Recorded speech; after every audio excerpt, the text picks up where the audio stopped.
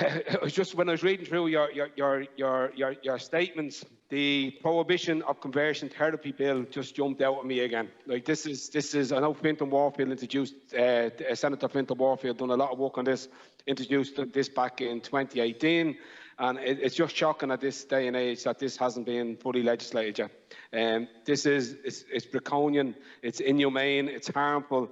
And actually, it has no place in our society, in a modern society, absolutely no place whatsoever. So, just for my, and I won't go on my political soapbox, we need cross-party, there is cross-party consensus on this as far as I know. We just need the political will for this to act. So can I ask a question?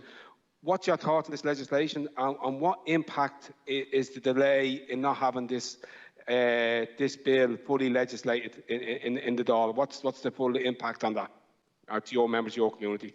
Menina, I can jump in here. Good morning, everyone. And so, as Menina mentioned, the Conversion Therapy and the Mental Health Act are linked in terms of young people not being able to potentially refuse treatment if their parents wish to send them for conversion therapy. I was speaking to a young man from Dublin actually last week who shared his experiences of conversion therapy in the Dublin area in the early 2000s with me.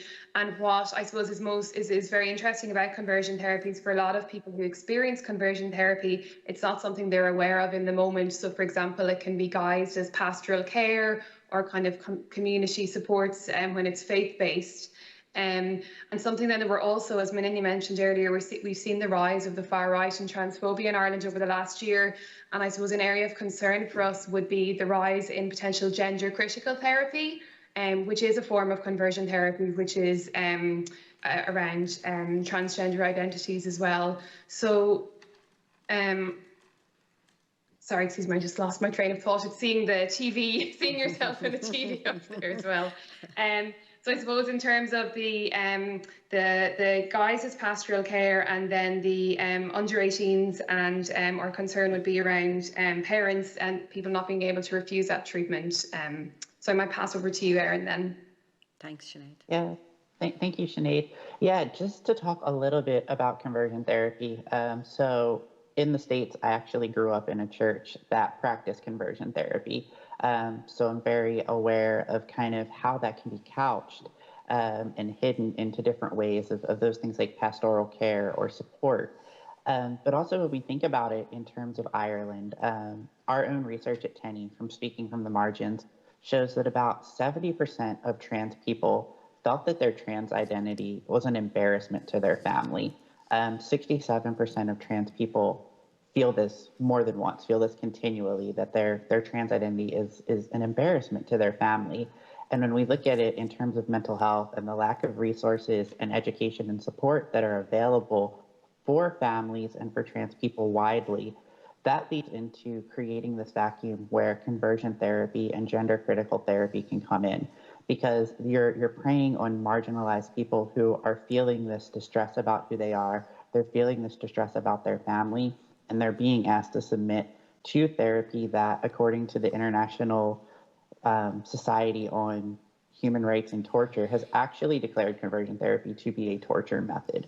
And that is a huge challenge that we need to continue to combat and stand against, because we're asking about trans people and LGBTQ people's mental health.